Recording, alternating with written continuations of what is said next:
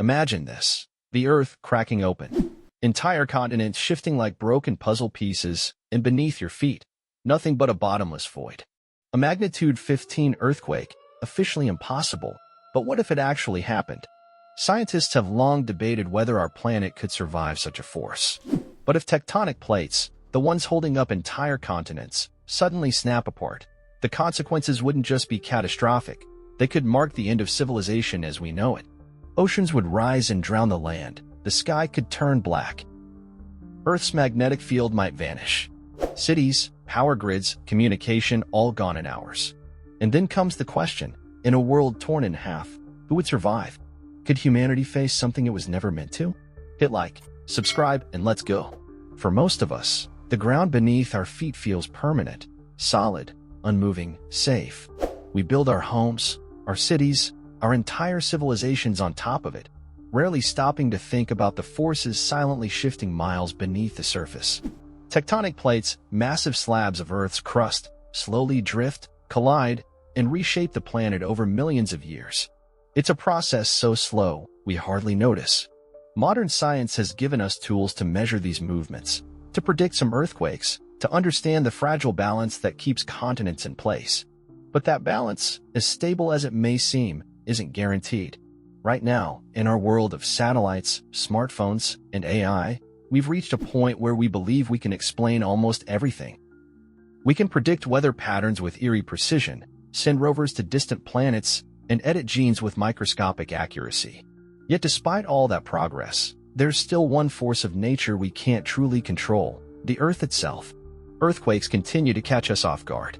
A magnitude 9 can already wipe out cities. But the idea of a magnitude 15? It sounds unreal, almost science fiction. And yet, in the most remote corners of geophysics, buried under stacks of research and fringe simulations, some scientists whisper that such a thing, while incredibly rare, isn't entirely impossible under the right conditions. What if one day, those conditions are met? What if the planet's crust, stretched beyond its limits, gives way all at once? To understand what might happen, we have to first understand the world we live in now, and just how fragile it really is. It all started with something so small, it barely registered. Deep beneath the Pacific Ocean, seismographs picked up a subtle vibration, one that didn't match any known pattern. At first, scientists thought it was a glitch, a misreading. But then it happened again, and again. Over the course of months, strange signals echoed through the Earth's crust, long, low-frequency waves, unlike anything seen before. Teams from Japan, Chile, Iceland, and the US began comparing data. What they found sent quiet shockwaves through the geoscience community. A new kind of tectonic movement, something massive, slow, and building. At the heart of it all was an ancient fault line, dormant for millions of years, one so deep it had never been fully mapped. Some even thought it was inactive, dead.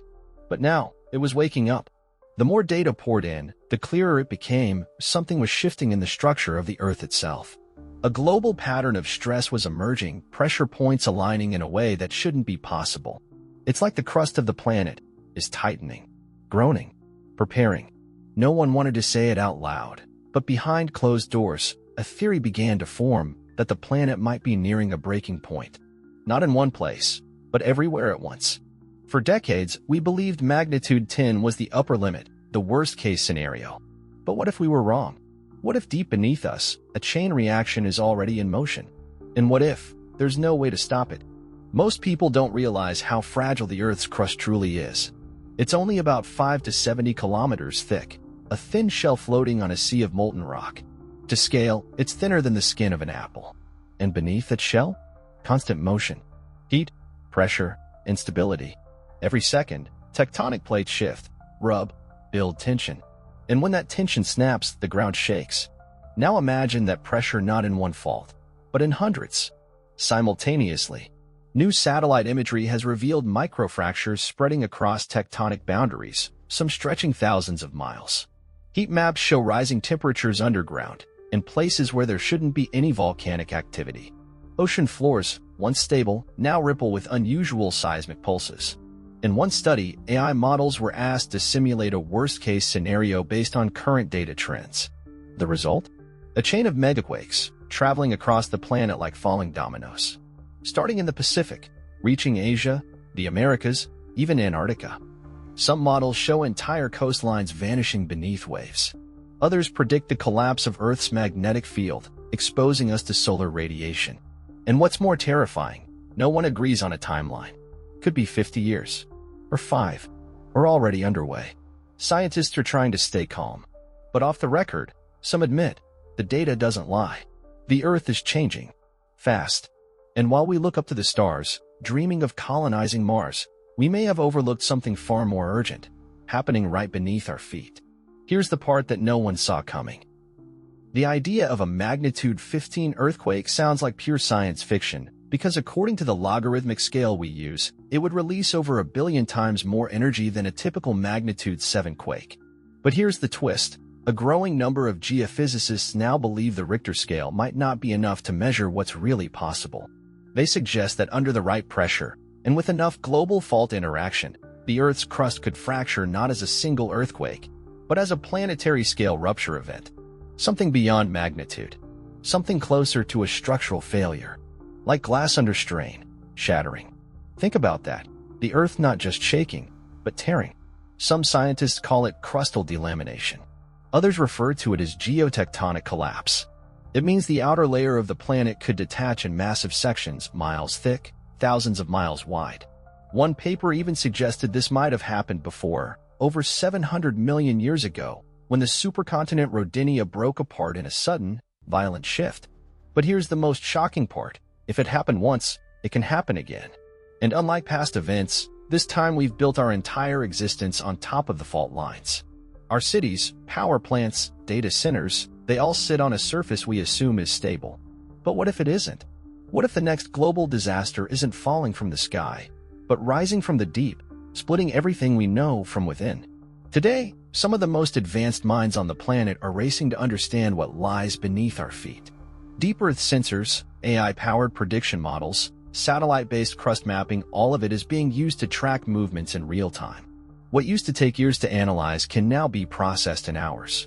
The European Space Agency, NASA, and private tech labs are combining radar data with ground vibrations to build a live image of Earth's shifting plates. One recent breakthrough came from a satellite cluster orbiting 700 kilometers above. It detected changes in gravitational anomalies near the Mariana Trench, a sign that something massive might be stirring below. Meanwhile, AI systems trained on historical quake data are showing strange correlations, patterns that don't match the usual cause and effect. Some models even suggest that stress in one part of the planet is echoing elsewhere, like a signal passing through the mantle. Scientists are beginning to think of the Earth not as a collection of isolated plates, but as a single, massive, reactive structure. And while that understanding brings better tools, it also brings new fears. Because the data points to growing instability, but not enough to pinpoint when or where the tipping point might be.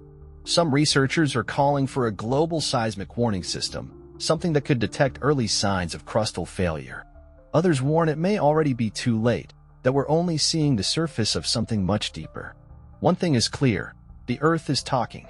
And for the first time in history, we might just have the tools to hear it. The real question is, will we understand what it's saying before it's too late?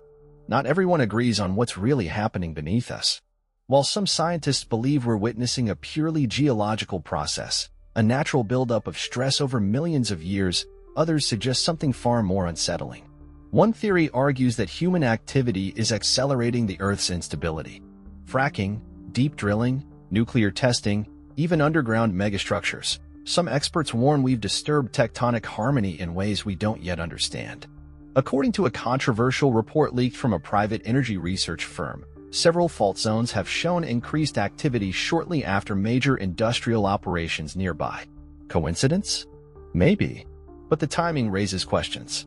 Another theory, more fringe, but gaining attention, suggests the Earth's core is shifting due to external cosmic forces, gravitational pull from other planetary bodies, or dark matter interaction. Most mainstream scientists dismiss it. But there's one thing they don't dismiss. The data doesn't fit any known pattern. And when nature behaves in ways we can't explain, it means we've missed something.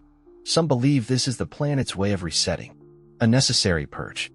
Others see it as the cost of our ambition, the consequence of digging too deep, pushing too far, believing we could master forces we barely understand.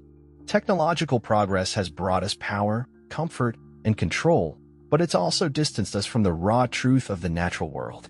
Maybe the Earth isn't breaking because it's weak. Maybe it's breaking because we've pushed it beyond its limit. The question now isn't just, what's happening? But, what have we done? And more terrifyingly, is there a way back? When the rupture began, it was silent. No explosions, no sirens. Just a subtle, deep vibration, like the planet exhaling. Then the tremors came. Not in one place, but everywhere. Seismographs went black. Power grids failed. GPS systems lost calibration as the crust beneath satellites shifted in real time. It wasn't a disaster localized to one country or coastline. It was global. Supply chains collapsed within days. Major cities, built on the illusion of stability, crumbled as foundations cracked open. Underground transit systems, dams, communication hubs, all rendered useless. But it wasn't just the infrastructure that fractured. It was our sense of control. For the first time in modern history, humans were forced to face a truth we'd long ignored, that we are guests on a planet that doesn't belong to us. Scientists scrambled to understand what came next. Governments tried to manage panic. But something had changed fundamentally. The magnetic field weakened, allowing bursts of solar radiation to reach the surface. Ocean currents shifted. Weather patterns spiraled into chaos. And through it all, a new kind of human behavior emerged, quieter, more cautious. Communities turned inward. Technology was no longer about progress. It became a tool for survival. Some began to speak of a new era, not post-apocalyptic, but post-illusion. An age where we finally realized that even the most advanced civilization can be brought to its knees, not by war or invasion, but by the slow, inevitable awakening of the very planet we thought we had mastered. And as we picked up the pieces, one question remained: will we adapt, or repeat the same mistakes, and push the Earth even further toward collapse? In the aftermath of everything, humanity stood at a crossroads. For centuries, we believed we were the masters of nature, that with enough knowledge, enough technology, we could shape the world to our will. But now, faced with the raw, unfiltered power of the Earth itself, that illusion had cracked. The question wasn't just how to rebuild, but whether we should rebuild the same way at all. We had a choice. Continue down the path of endless expansion, deeper extraction, greater control, or step back and learn to live with the planet, not above it. It's a choice between domination and adaptation, between survival and extinction. Some called for a technological revolution, new methods of harnessing energy without disturbing the crust, AI systems to monitor planetary stress, geostabilization projects. Others argued for something even deeper, a cultural shift, a new way of thinking. What if the greatest leap forward isn't in innovation, but in restraint, in knowing when to stop, in listening instead of digging? Every civilization in history has faced a breaking point, a moment where its values were tested against reality. Ours may have just arrived. We've seen what happens when the ground beneath us stops cooperating, when progress becomes pressure and pressure becomes collapse. The Earth has spoken, not with anger, but with consequence. Now it's our turn to answer. Will we evolve into something wiser, or vanish, like so many before us, under the weight of our own ambition? Do you remember how we started? The image of the Earth splitting apart. Back then, it felt like fiction, a terrifying, distant what if. But now, maybe it doesn't feel so distant anymore. Maybe, just maybe, you feel it too. That strange unease when the ground trembles ever so slightly. That moment when a map of fault lines suddenly looks less like science and more like a countdown. The truth is, this isn't just a story. It's a possibility, a warning written not in words, but in shifting rock, rising heat, and silent cracks beneath our cities. I don't share this to scare you. I share it because I feel it too. That quiet fear, that uncertainty. And maybe, like me, you wonder, what would you do if the ground really did open beneath your feet? Would you run? Would you freeze? Or would you finally see the world, not as something to conquer, but something to respect? The Earth doesn't hate us, but it doesn't need us either. And sometimes, the most powerful reminder is silence. So now I ask you, do you think we're ready? Ready to listen? Ready to change? Or are we still pretending that progress has no price? Let me know in the comments. What do you think hides beneath the surface, waiting? Hit like if this made you feel something. Share it with someone who needs to hear it. And remember, Sometimes, the scariest stories are the ones that haven't happened yet.